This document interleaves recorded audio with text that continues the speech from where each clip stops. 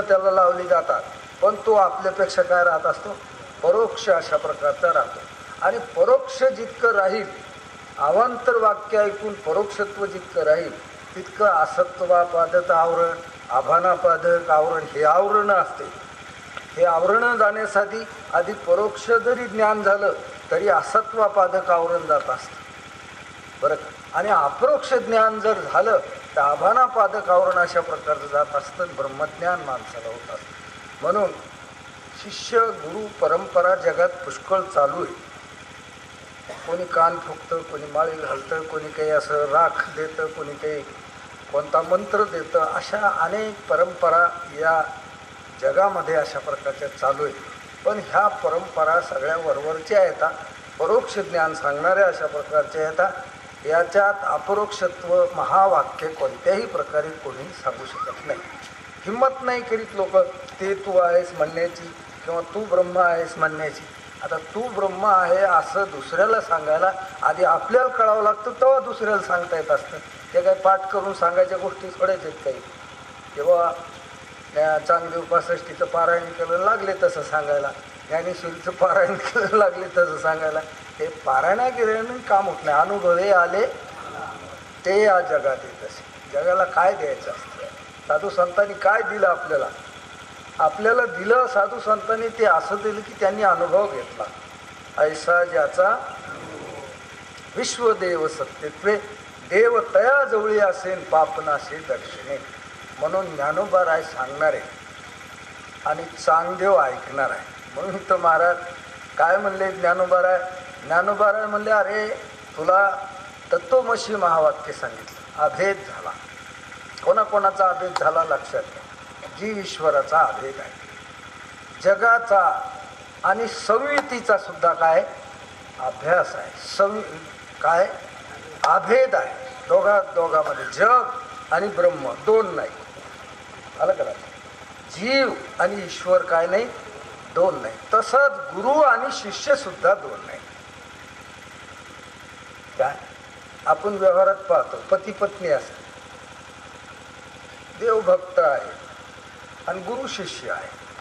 अशा 2-3 गोष्टी जर आपण लक्षात घेतल्या तर पती पत्नी जे असते त्यांच्यात अभेद असतो, कल्पित भेद, आणि वास्तव दोघांत अभेद असतो. दोघांचं मत एक असतं, दोघांचे सगळे व्यवहार एकमेकाला सगळे माहीत असतात, अगदी जवळून माहीत असतात, आत्मसात केलेले असते. पती पत्नी त्यालाच म्हणायचं पती पत्नी बरं का.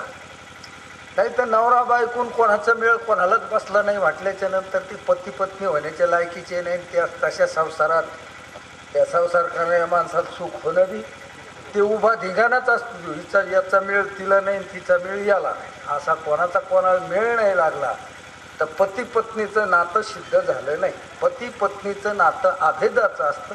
भेद असतो वरून, पण कल्पित भेद आणि वास्तव अभेद. गुरुजी दृष्टांत सांगायचे, ते म्हणायचे पाहुण्याबरोबर नवरा जर जेवत असेल तर नवऱ्याला घ्या घ्या म्हणण्याची पद्धत बायकोजवळ नसावी, कारण ती नसते. तिला माहीत आहे याचं जेवण किती आहे. कोणाचं? मालकाचं.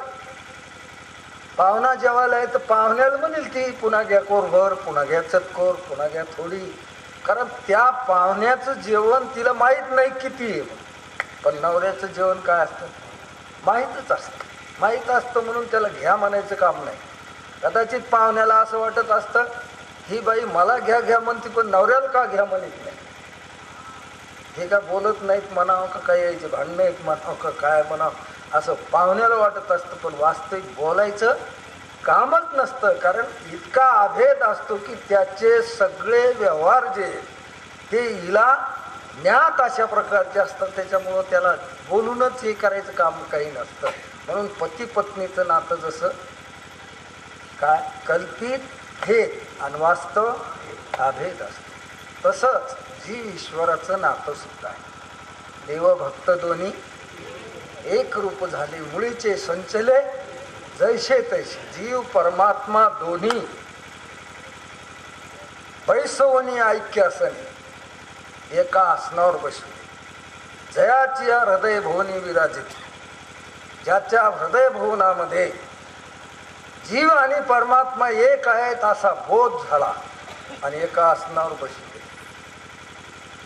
म्हणून जीव परमात्मा दोन्ही बैसोनी ऐक्यासनी जयाच्या हृदय भूनी विराजती विराजमान अशा प्रकारचे झाले. म्हणजे द्वैत गेलं. काय सांगायचं महाराज. फक्त अशा बोधाला संपन्न झालेला असल्यावर देव म्हणले मी त्याला आलिंगन बी देतो, त्याला डोक्यावर बी घेतो, आणि चारी भुजा जे आहेत माझ्या, देव म्हणतो चारी भुजानं त्याला आलिंगन द्यायला अशा प्रकारचा जातो. कोण जातो? तो देव जातो. असा ज्ञानी भक्ताचं वर्णन करीत असताना ज्ञानेश्वरीमध्ये ज्ञानेश्वर महाराजांना 12व्या अध्यायात अशा प्रकारचं चिंतन सांगितलेलं. कोणता भक्त पाहिजे? भक्त तर भक्त नाही तर, पण ज्ञानी भक्त होणं फार महत्वाचं. भक्त अर्थ आहे, भक्त अर्थार्थी आहे, भक्त जिज्ञासू आहे, आणि भक्त ज्ञानी सुद्धा आहे. देवानं स्पष्ट सांगितलं ज्ञानाच्या बाबतीत, ज्ञानी तो आत्मा माझा. हे बोलिलो कपिध्वज 7मा अध्याय. 7व्या अध्यायाचं चिंतन सांगित असताना या 4 भक्ताचे प्रकार सांगित असताना देवाने सांगितलं मला सगळ्यात प्रिय कोण आहे? ज्ञानी भक्त मला प्रिय आहे. आणि तो एवढा प्रिय आहे की मी त्याला डोक्यावर घेऊन नाचत असतो. हा तया ते माथा मुकुट करी, माझ्या डोक्यावर मुकुट म्हणून त्याला डोक्यावर घेण्याचा प्रयत्न करतो. देव कोण? देव डोक्यावर घेतो. कोणाला? भक्ताला घेतो. का घेतो? तर तो देवाहून वेगळाच राहिला नाही. आणि त्याच्यात कसं असतं पहा, देवाचं स्वरूप देवाला सांगणं कठीण. कोणाचं?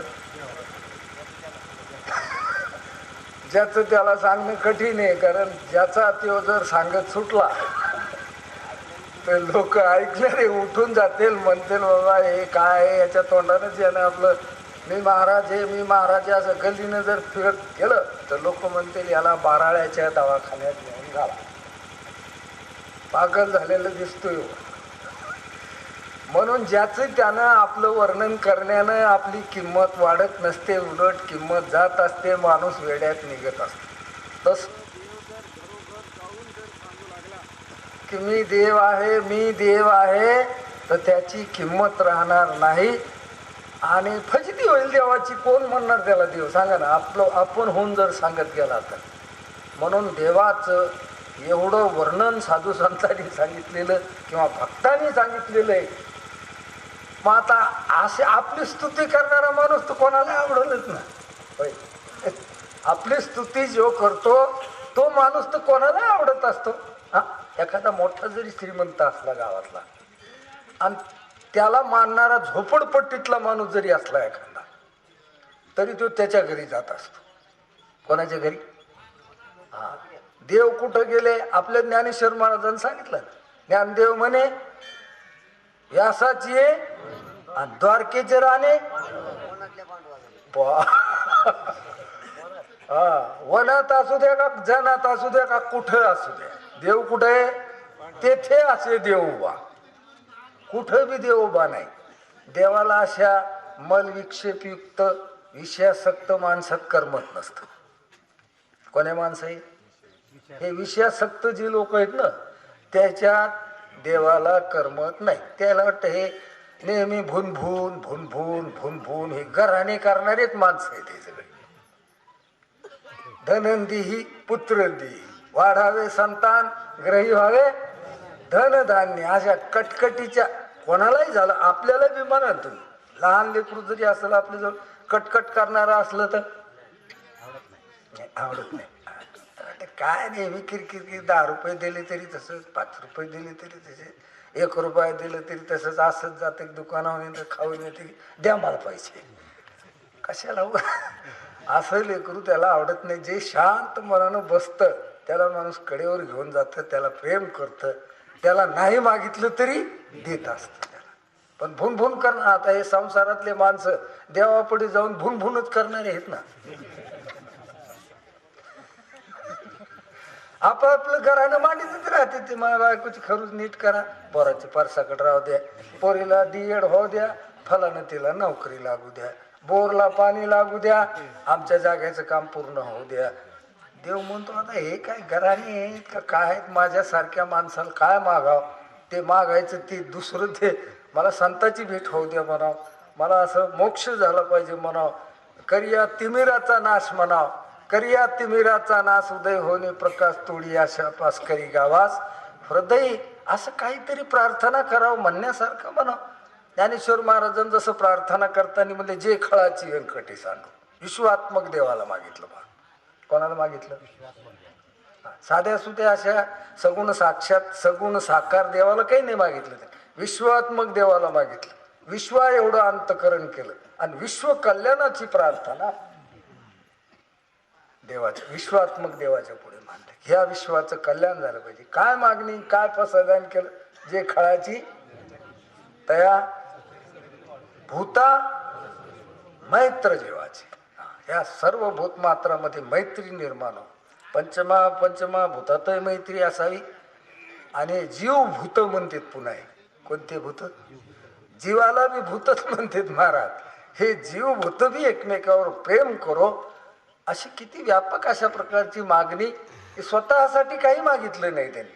दुरिताचे तिमिर जातो, पापाचा अंधार गेला पाहिजे, विश्वात स्वधर्म रूपी सूर्य निघाला पाहिजे.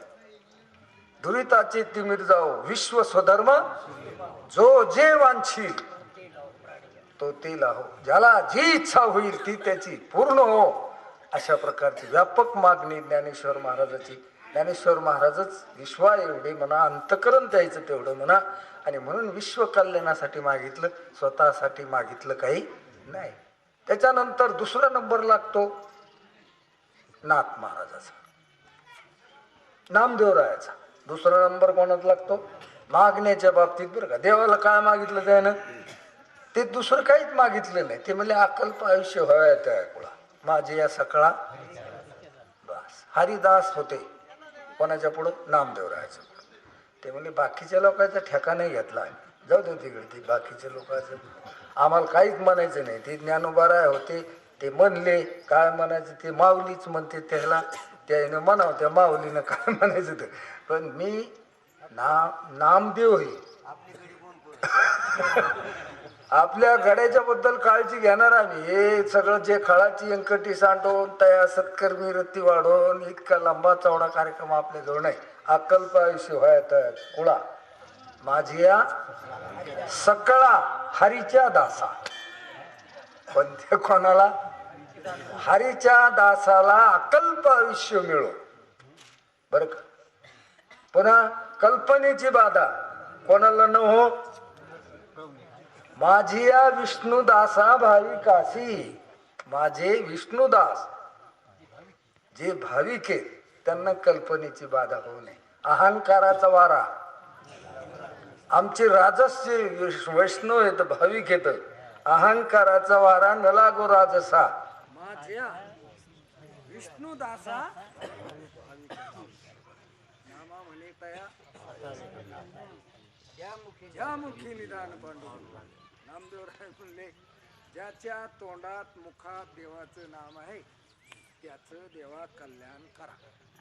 बाकीच्याची आम्ही जिल्ह्यावी उरलो आणि त्याच्याहून काही किती सुंदर अशा प्रकारची मागणी असते देवाकडे. हे ज्ञानी भक्त येतं आणि म्हणून देव त्याला डोकं माग माग म्हणून जरी माग देव पळत चालला द्यायचा. मागा काही मागा काही, तोंडाकडे पाहत असतो भागता यायचे देव. मागण्याची आस बाहेर मागतो का काही मागतो का काही मागतो का काही. पण हे यायचा बाणा असा असतो काही मागणे हे आम्हा वडिलाची रीत जाणत. देवाला सुद्धा अशा प्रकारचे महात्म्याने सांगितलं आम्हाला काही मागणं परवडणार नाही, आमच्या वाडवडिलाची रीतच नाही म्हणून आम्ही काही तुम्हाला मागणार नाही. काही न मागणारा माणूस आपल्या संग तेवढंच मी राहिला परवडत नावा पाहुणे आले मस्त राहिले तुझ्या चला अंगणावर पण आलं वापरावर वापरा मोबाईल मळ्याचं मळ्या खळ्याचं खळ्या दुसरं चला त्याला बँक केलं तर चला बँक मागायचं सांगितलं ते काम करायचं. मग आता असे पाहुणे समजा आपल्याला बरे वाटते का लवकर गावात, आणि मागणारे जर आले तर मागणारे जर पुढच्या दरुज्यातून आलं तर मागलच्या दरुज्यातून मालक निघून जातो. बायकोला सांगून देतो, सांगा त्याला की ते गावाला गेले आणि येणार नाही 2-3 दिवस. 2-3 दिवस येणार नाही. त्याला माहिती मग हे कवर कटकट करीत बदलले ते तुकडे खात त्याच्यापेक्षा जाणारच आहे निघून. म्हणून मागणाऱ्याचा सगळ्याला कटाळा आहे, आपल्याला नाही देवाला बी कटाळा आहे. त्याला देव म्हणतो काही मागत नाही ना, तो भक्त माझा आहे, तो मी डोक्यावर घेऊन नाचतो त्याला. वरी 2 भुजा, आणि अशा 4ही भुजानं त्याला आलिंगन देतो, त्याला पोटशी देतो. नवे तुम्हाला सांगतो, देव कळायचा असेल तर असा ज्ञानी भक्तच लागतो. आपल्याला देव कळायचा असेल तर कोण लागतं? देव देवामुळे कळत नाही आपल्याला, आणि देव जीवाकडून तर कळणंच शक्य नाही. काय तुमच्या आमच्याकडून देव कळत असतो का? आणि जीवानं मांडलेला देव असतो का? जीव अल्पच नाही मांडलेला. जीवानं मांडलेला देव किती शहाणा असेल सांगा. तोच अल्पज्ञ, मांडणारच अल्पज्ञ. तर त्यानं प्रतिष्ठापना केली काय, प्रतिष्ठापना केली काय, पुन्हा आणखीन त्याची काय पूजा अर्चा केली काय, तर त्यानं मानलेला देव किती किती खेळ असणार. म्हणून देव सांगाव कोण? ज्ञानी भक्तांनी सांगावा. म्हणून देवालाही त्याची आवड आहे, देवाला सुद्धा ते प्रिय अशा प्रकारचे. देव म्हणतो तेच खरे माझे सोयरे आहेत, तेच खरे माझे. तुका म्हणे देवा आणि त्यांची केली पाळी. एवढा मोठा अधिकार अशा प्रकारचा ज्ञानी भक्ताचा असतो. म्हणून देव भक्ता कोणाकोणात? जगातन ब्रह्मामध्ये सुद्धा अभेद आहे. कारण कल्पित भेदन वास्तव अभेद.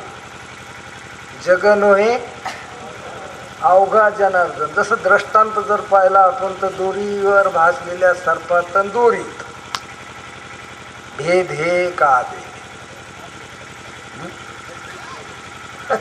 कल्पित भेद आणि वास्तव.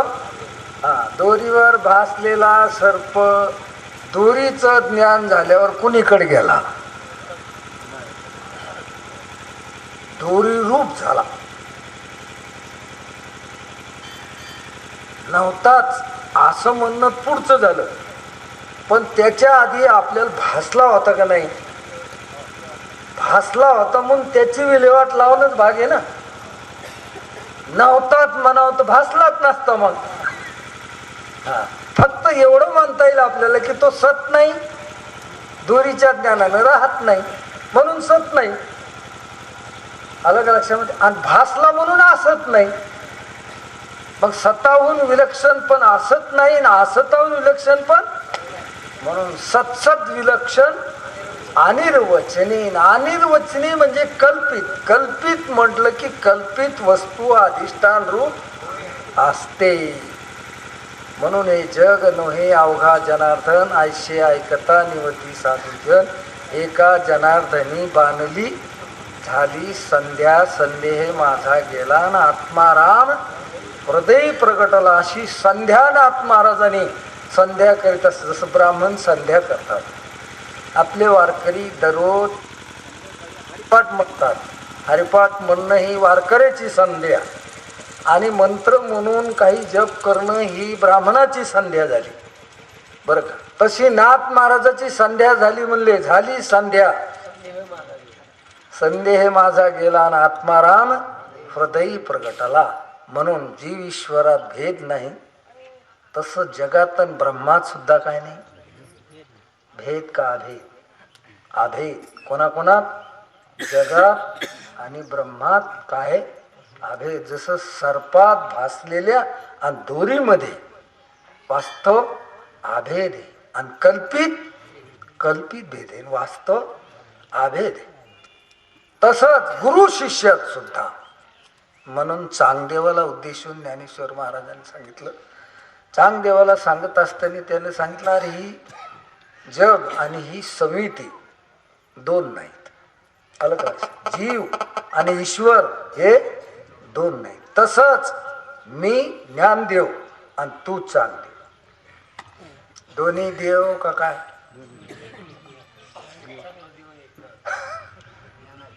हा, एक ज्ञानदेव आणि एक चांगला देव. चांगला देव चांगला देव आणि ज्ञानदेव. आता दोन्ही देवच ना, दोन्ही देवच. बर पण नुसते काही देव कसे असते? निशा केलेले. काही देव निशा केलेले, चांगले देव नाही ते, वांग देव. त्याला वांग देव म्हणा. कारण खाव खाव उठलेले, खाव खाव करीत उठलेले. शेंदरी हेंदरी दैवते कोणती पूजे, आपल्या पोटाचे रडत्यांशी ते मागती. आपल्या इच्छे आणि का पिढी, आपली इच्छा पूर्ण करण्याकरता दुसऱ्याला म्हणजे आपल्याकडे आलेल्या भक्ताला त्रास देणारे खाव खाव करीत उठलेले असे देव, हे वांग देव. कोणते देव? वांग देव. तसा चांगदेव तसा नव्हता. चांगदेव शुद्ध अंतकरणाचा, स्थिर अंतकरणाचा, अधिकार संपन्न असलेला देव. अशाला ज्ञानेश्वर महाराजांना 65व्या मध्येच बोध केला. म्हणून चांगदेव शिष्य, आलं का लक्षात? आणि ज्ञानदेव गुरु. पण गुरु शिष्याचा भेद सुद्धा राहू नये. कोणाकोणाचा? हा, आता इथं तर गुरुला गुरु गुरु गुरु गुरु करून फिरायची सवय लागली. गुरगुर गुरगुर, याला गुरगुर त्याला गुरगुर, त्याला गुरगुर त्याला गुरगुर. जसं कुत्र कसं करतं? गुरगुर करत.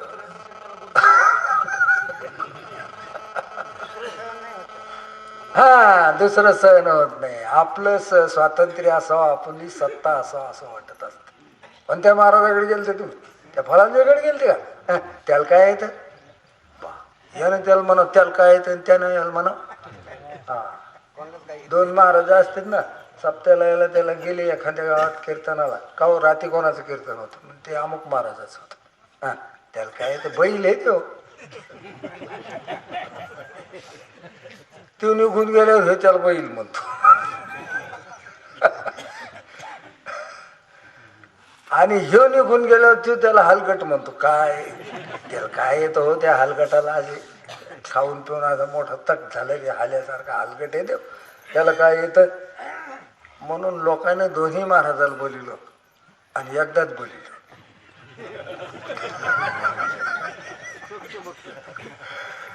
सोक्ष मोक्ष म्हणले. आता जाऊ दे, हे हलगठीन हे बैल. मुंबईला पुढे मिळवून ठेवलं आणि हलगडा पुढं कडबा टाकून त्याला. चला जेवायला म्हणलं की बस ते याला बसवलं कडब्याच्या पुढं आणि त्याला बसवलं मिळवण्याच्या पुढं. ते म्हणलं असं कहून? म्हणजे तुम्ही तर बोलू लागले तो हलगट आहे म्हणून. तुम्हीच ओळख करून दिली. तुम्ही म्हणले तो हलगट आहे, तर मग आम्ही कडबा नाही टाका तर काय टाका? त्याला म्हणले तुम्हीच तर म्हणले ते बैल आहे म्हणून आम्ही मिळवून ठेवलो त्याच्या पुढं.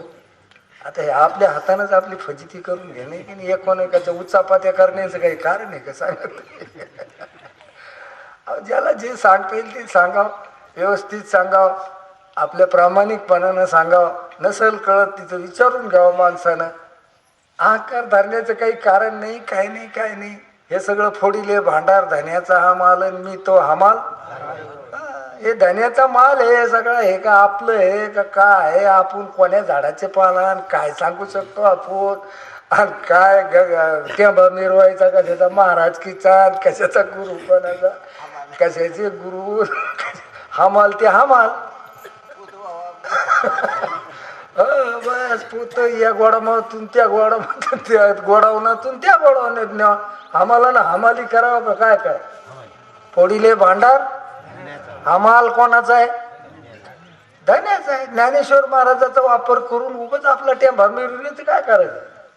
हा, ठीक आहे. त्यांनी सांगितलेला बोध जसा चांगदेवानं लक्षात घेतला तसा आपणही लक्षात घ्या. मोडक्या तोडक्या शब्दात आपल्याला जे सांगता आलं ते सांगावं. त्याचा गग्गा काय मिरवायचा? गुर गुर गुरु, एक म्हणती गुरु गुरु आणि भवती भारू. असे शिष्याचा गोंगाटच असतो. प्रवचन सावळा आणि दर्शन सावळा. कोणता सावळा? हे चिमुरगाव आणि प्रवचन सावळा आणि दर्शन सावळा. जगद्गुरु, जगद्गुरु, जगद्गुरु नाही, जगद्गुरु. कोणते गुरु? ज्याच्या सानिध्यात एकही माणूस तयार होत नाही.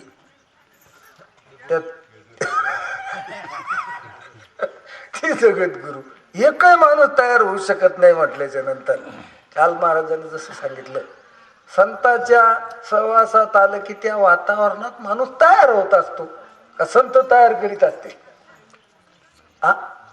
संत तयार करायला तर त्यांचं आपल्या बायकोला आधी गेला असतं, तिथं रोज संघ आहे, रात दिवस ती. तिला तर तयार करायला काय उशीर सांगा. पण जास्त जवळ शिष्य आहे का पत्नी? मग इतकी जवळ असलेली त्याला तयार करता येते का? नाही नाही, ती कट्टर विरोधक आहे त्याची.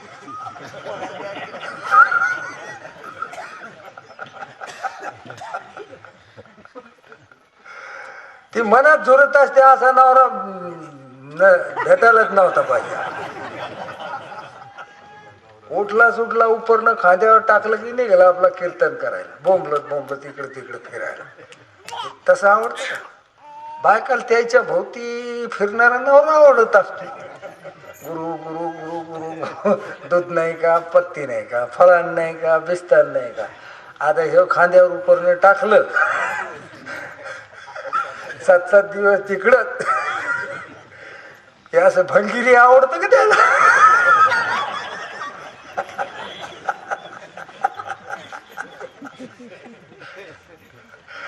नाही आवडत त्याला, कंटाळा येतो. पण त्याला वाटत आता कसं निघून येणं भाग आहे. गाठ पडी ठका ठका त्याच्यावर मग जाणे तू. आता काही करता येत नाही, काही पद्धती असतात, काही रीतिरिवाज असते, धरता येत नाही, सोडता येत नाही, ती कडीला घालायची असते.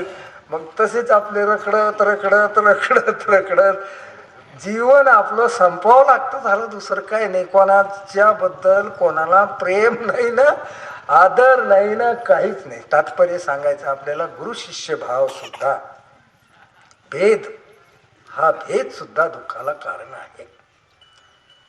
शिष्याला गुरु गुरु म्हणून जर राहिला तर तो शिष्याला सुद्धा लहान समजित असतो आणि आपल्याला स्वतःला सुद्धा ज्ञानी समजित असतो. मोठा लहान मोठा भाव, श्रेष्ठ कनिष्ठ भाव त्याच्या अंतःकरणात जर राहिला तर भेद कायमच अशा प्रकारचा राहील. हाही भेद ज्ञानेश्वर महाराजाला चालत नव्हता. ज्ञानेश्वर महाराज अभेदाचं चिंतन सांगणारे महाराज होते. कशाचं? अभेदाचं चिंतन सांगणार. माऊलीला माहित होतं की भेदात दुःख आहे आणि कोणालाही अनुभव आहे, आपल्याला सुद्धा. कशात दुःख आहे? भेदात. काय? जिथं जिथं भेद आहे, तुझे जो जो घडे तव तव संसार भय जोडे, हे देव आपले नी तोंडे बोलती वेधो. एकाच घरामध्ये जर पती पत्नीचं जमत नसेल तर तिथं सुखाचे दिवस येणं शक्य नाही. कारण भेद हे दोघांच्या विचारामध्ये, दोघांच्या मनामध्ये, वागणुकीमध्ये, आचरणामध्ये भेद असल्यामुळे त्यांचं दुःख संपत नाही. बाप लेकात जरी भेद असला, समजा मत वेगवेगळे असले, तर तिथं सुखाचे दिवस येणं शक्य नाही. कुठेही जिथं जिथं भेद तिथं तिथं दुःख, आणि जिथं जिथं अभेद तिथं तिथं काय? आनंद आहे. परमार्थामध्ये काय असतं? कल्पित भेद आणि वास्तव अभेद. आपण आता इथं भेद केला. आता कीर्तन करायचं आपल्याला. एक मृदंगाचारी आहे, एक टाळकरी उभे येतं, एक विणा घेऊन कीर्तन करायला महाराज, दुसरे ऐकणार आहेत. हा सगळा खेळ उभा केला आपण, म्हणजे एक कल्पित भेद केला. आणि वास्तव काय? वास्तव अभेद आहे. या सगळ्या उपक्रमातून आपल्याला टाळकरी वाटू नये, महाराजाला महाराज वाटू नये, मृदंगाचार्याला मृदंगाचार्याचा अहंकार नसावा, ऐकणाऱ्याला मी श्रोता आहे हाही अहंकार नसावा, आणि सगळे एका अभेदावर आरूढ झाले पाहिजे. याच्यासाठी ही आपली परंपरा, मालिका, ही संत परंपरा अशा प्रकारची चाललेली आहे. म्हणून गुरु शिष्याचा सुद्धा भेद राहू नये म्हणून महाराजांनी सांगितलं, बोलेची बोल ऐकी जे स्वादेची स्वाद चाखीची, गोडीनं गोडीचा खा. कोण? आता गोडीनंच गोडी चाखायची म्हणल्यावर दोन गोड्या का? दोन गोड्या नाही. आणि उठा ठेव आहे का चाखायची काही? म्हणायचंच आहे, नुसतं शब्दच आहे तो. काय चाखायसाठी काही उठा ठेव करावा लागतो का त्याला? चाखायसाठी काही उठा ठेव करण्याची सुद्धा गरज अशा प्रकारची नाही. बोलायची बोल ऐकीची. कोण ऐकावं? बोलण्यानंच बोलणं ऐकावं. एकानं दुसऱ्याचं बोलणं नाही ऐकायचं. बोलण्यानंच बोलणं ऐका. स्वाद्यानं स्वाद चाखाव का उजिवडे देखीजे उजेडा जेवी. किंवा प्रकाशानं प्रकाश व्हावा, प्रकाशानं प्रकाश पाहावा, शब्दानं शब्द ऐकावेत, गोडीनेच गोडी चाखावी, उजेडानंच उजेड पाहावा. अशा 3 गोष्टी सांगितल्या अभेदात्मक माऊलीनं बरं का. कसं? गोडीने गोडी चाखावी. आता गोडीनं गोडी चाखायची म्हणल्यावर द्वैत कुठं राहिले तिथं? गोडी वेगवेगळी असते का? गोडीनं गोडी चाखायची म्हणलं की आवे. शब्दानं शब्द ऐकावेत. कोण? हा, शब्द महाराजांना सांगावेत आणि शिष्याने ऐकावेत असं नाही. शब्दानं शब्द आणि उजेडानंच उजेड पाहा. उजेडी राहिले उजेड होणी. उजेडानंच उजेड पहा. उजेडानं पदार्थ पाहायचे नाही, उजेडानं इतकं अभेद ज्ञान. सोनियावर कल सोने जैसा का मुखामुखही आरिसा, मज तुझ संवाद तैसा चक्रपाणी. हे चक्रपाणी चांगदेवा. चक्रपाणी हे देवाचं नाव सुद्धा आहे.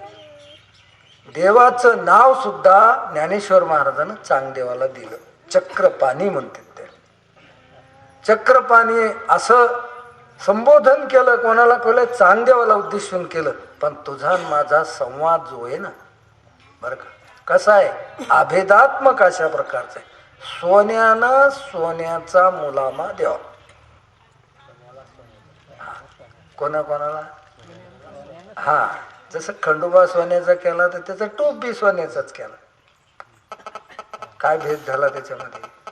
टोप बी सोनच आणि खंडोबा बी सोनच. कुत्र केलं पुढं समजा सोन्याचंच केलं. हा, घोडा बी सोन्याचंच केला खंडोबाचा, आणि कुत्र बी केलं होतं तर सोन्याचंच केलं. काय भेद झाला तिथं? हा, कल्पित भेद.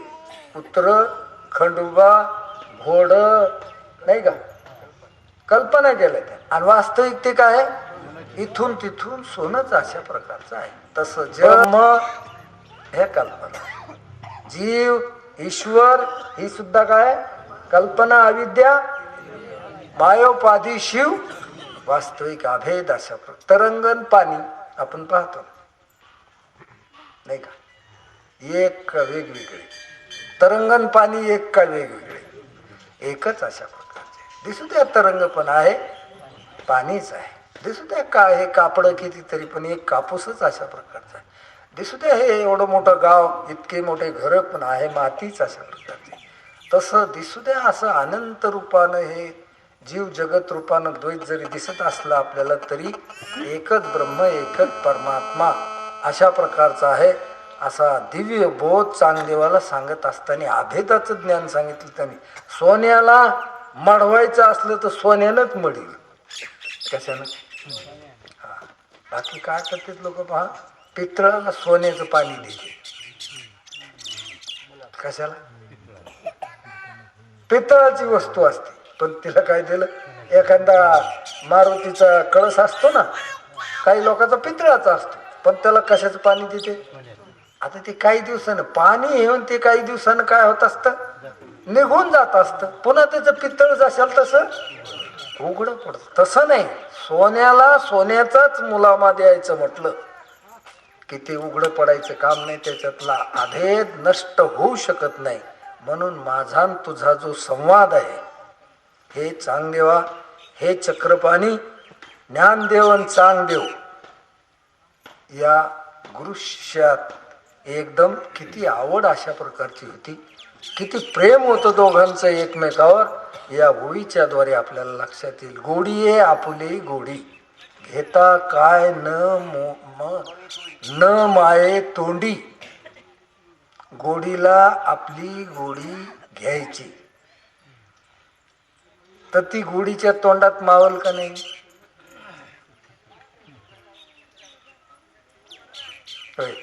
गोडीला गोडी चाखायची, तर गोडीच्या तोंडात ती मावल का नाही? आम्हा परस्परे आवडी तो पाडू असे. आमच्यात परस्परामध्ये एवढं प्रेम आहे की जसं गोडीनं गोडी चाखायची म्हणलं तर गोडीच्या तोंडात ती गोडी मावणार नाही, अशातला भाग नाही. म्हणून दोघांमध्ये परस्परामध्ये चांगदेव आणि ज्ञानदेव ह्या दोघांमध्ये अशा प्रकारचं एवढं प्रेम, एवढी आवड अशा प्रकारची. आणि कसं असतं पहा, साधकाची आवड ही गुरुला असतेच. कोणाला? साधकाला अगदी प्रेम करीत असतात गुरु, कारण त्याला माहित आहे असं गिऱ्हाईक आपल्याला भेटणं शक्य नाही. कोणतं? असं निष्काम, काही न मागणार, परमात्मा प्राप्तीच्या इच्छेनं आलेलं, अधिकार संपन्न असलेलं असा शिष्य गुरुला तर मिळणंच कठीण आहे ना. आणि जर मिळाला चांगदेवासारखा म्हणल्यावर मग काय तिथं संवादाला काही तोटा नाही, काही चर्चेला काही तोटा नाही, समजायला काही उशीर लागत नाही.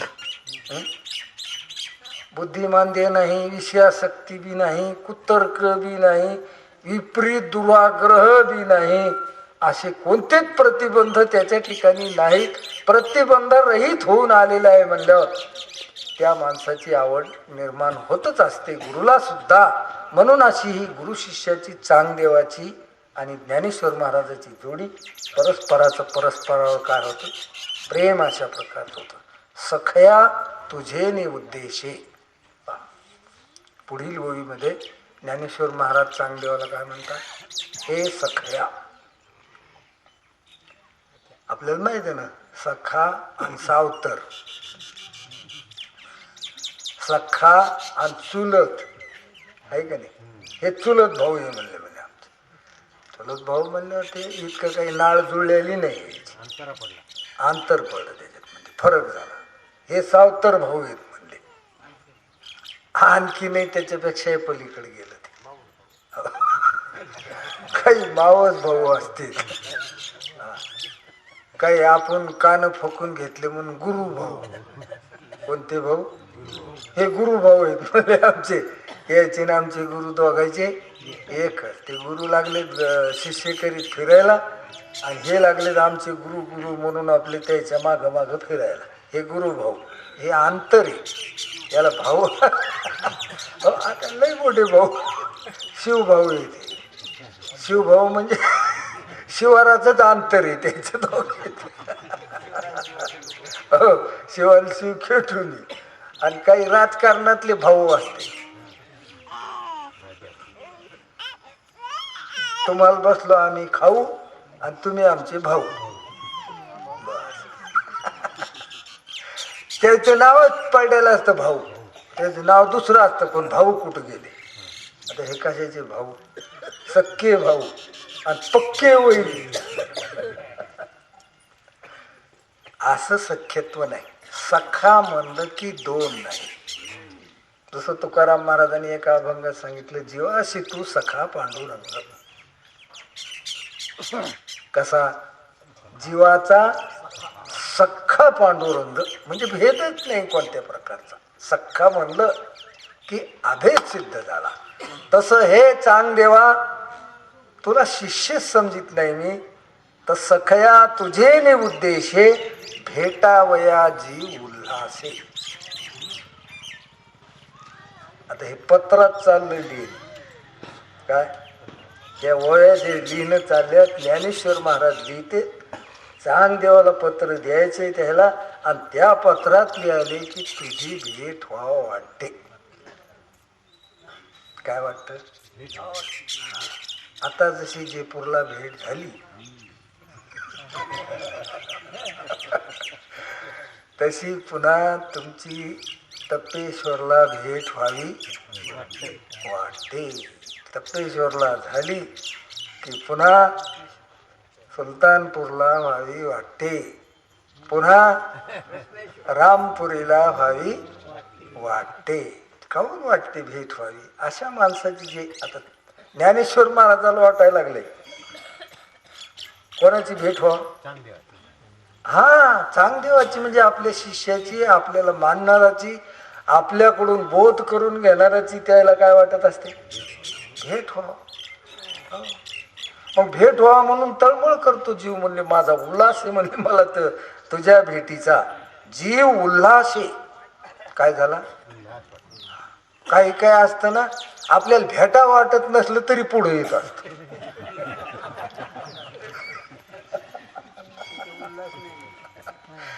नाही, उगा डोकं खराब होतं. त्याचं वाटतं यानं नव्हतं भेटायला पाहिजे, हेच पुढं आहे. माणूस उगा आपलं असं खाली पाहून काही असं तसं करून काही चुकांडा देऊन जाण्याचा प्रयत्न करते. जाऊ द्या म्हणतं, करता काय आता, त्याला म्हणता येत नाही तू काहून भेटला म्हणून. मग असंच काहीतरी करून बगल मारून त्याला आपलं बगला निघून जाण्याचा माणूस प्रयत्न करीत असतो. तसं साधूला विषयी पामर हे असे जे लोक आहेत ना, हे भेटलं की त्याला बसावं वाटत नाही, बोलावं वाटत नाही. काय बोलावं काय नाही बोलावं, काय काय म्हणावं त्याला, काय सांगावं त्याला, आणि काय त्याला काही समजतच नाही, काहीच नाही. ते म्हणते तुम्ही सांगितलेलं आमच्या टक्कर येऊनच गेलं, काय सांगणार. म्हणून तशाची भेटीत उल्हास नाही. ज्ञानेश्वर महाराजाला चांगदेवाची भेट घ्यावं वाटायला, उल्हासही म्हणले मला भेटीचा. पण आता करू काय, नाईलाज असा आहे की सिद्ध भेटी विस्कुशे या बिघे.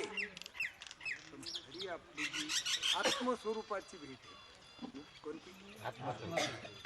तुम्ही दोन नाही, देवाप्रमाण आत्मा हा सर्वा घटी पूर्ण एक नांदे म्हणल्यावर मग ती भेट जी आहे ना आपली खरी, ती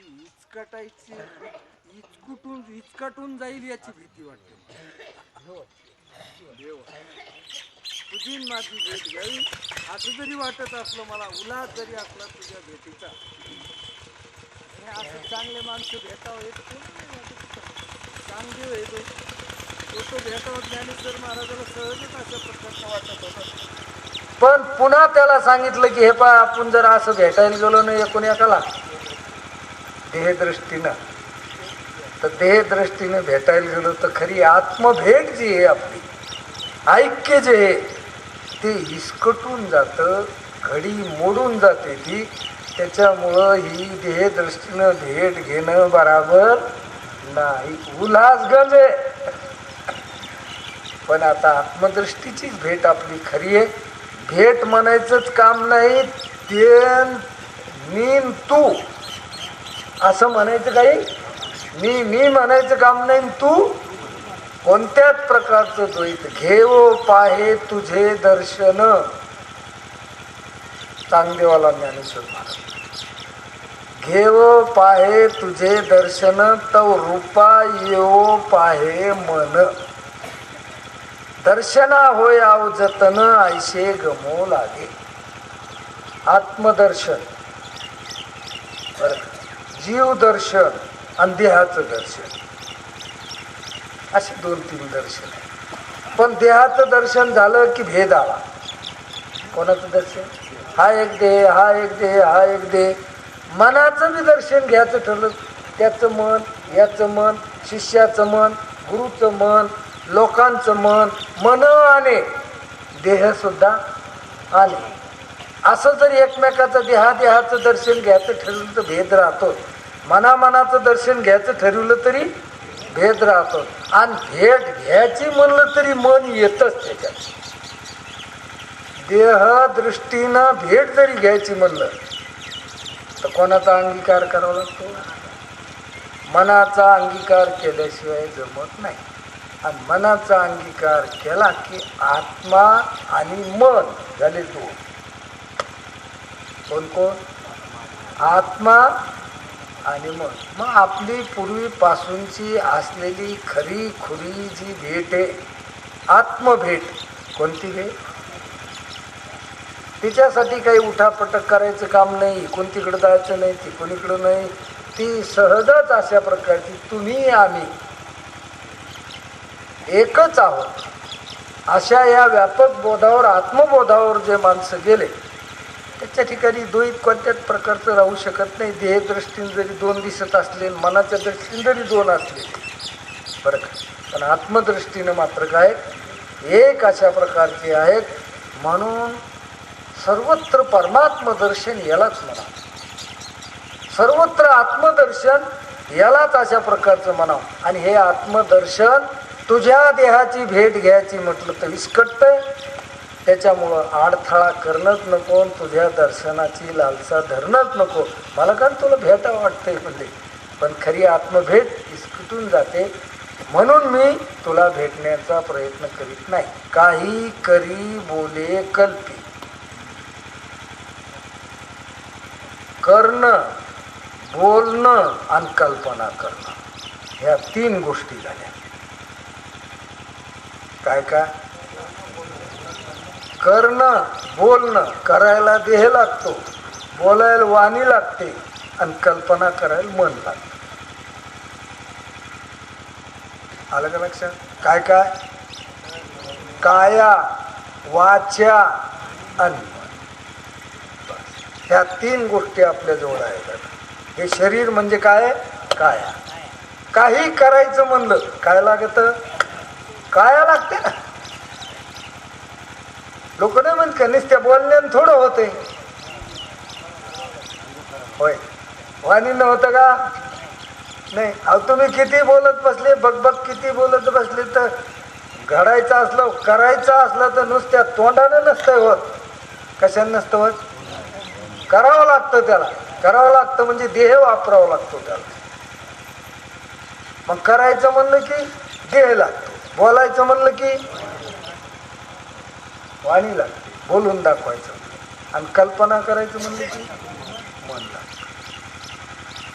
आणि हे तिन्ही व्यावहारिकच आहेत. हे तिन्ही बी कसे आहेत? व्यावहारिक आहेत. करण्याकरता देह लागतो, बोलण्याकरता वाणी लागतेच, आणि कल्पना करण्याकरता मन सुद्धा लागतं. काही करी बोले कल्पी, का न करी न बोले न कल्पी, हे दोन्हीही तुझ्या स्वरूपी न घेती उमसू. पण तुझ्या आत्मस्वरूपाच्या ठिकाणी करणं का न करणं, सापेक्ष बोलणं. करणं त्याच्या सापेक्ष न करणं, किंवा न करणं त्याच्या सापेक्ष करणं. पण तुझ्या माझ्या आत्मस्वरूपाच्या ठिकाणी करणं. म्हणून ज्ञानेश्वर महाराजाचं एक आव्हान आहे, काही न करणे. देवाची सेवा करायची का तुम्हाला? ज्ञानेश्वर महाराजाचं ऐका. काय काही लोक म्हणतात आम्ही तर सहजच काहीच करीत नाही. मग झाली का सेवा? करायला लागल्याला करू देत नाहीत महाराज. नाही करणाऱ्याला कर म्हणते. करा रे बाप्पान. असं आहे ती दुहेरी. आपण एकेरी समजायचं, एकेरी समजायचं काही काम नाही. काहीला कर म्हणते आणि काहीला करायला लागला त्याला म्हणते बस झाला आता. काही न करणे ते तुझी सेवा, काही न होशी ते तुगा देवा. काहीच होणार नाहीस हे तू. नेणे जेते तुझे रूप आणि जाणणे तितुगे पापगा देवा. द्वैतात जाणणं होतं म्हणून ते द्वैत पापच आहे. म्हणून जाणायला गेलं की पापच झालं आपल्याकडून. म्हणून जाणीजे तितुके पापगा देवा. म्हणून तीन गोष्टी जशा इथं लक्षात घ्या. ये दोन्ही तुझे या स्वरूपी न घेती मुसू. मनुष्य शरीर असून क्रिया करू नये. ध्यानात वाणी असून बोलू नये आणि मन असून संकल्प करू नये. काय काय हा हा ज्याला शरीर मी वाटतं त्याला क्रिया मी वाटत असते. कर्ण केव्हा अंगावर येतं? जर आपण शरीर मी आहे असं समजलं की कर्ण अंगावर आलं. मी वाणी आहे असं समजलं की बोलणं अंगावर आलं. आणि मी मन आहे असं समजलं की संकल्प विकल्प अंगावर आले. आता हे तीन तीन येतं. हे तीन मी नाही, तीन माझे नाही आणि तीन खरे बी. झाला बात त्याचा. इतका बात करायचं शिका. काय काय हे तीन तीन आहे. हे तीन मी नाही. कर्ण शरीराचं आहे. माझं बोलणं वाणी